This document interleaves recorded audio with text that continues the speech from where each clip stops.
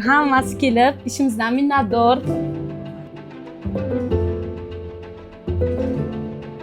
Bundan oldin faqat ma'lum bir joylarda ishlardim, o'zimniki emas.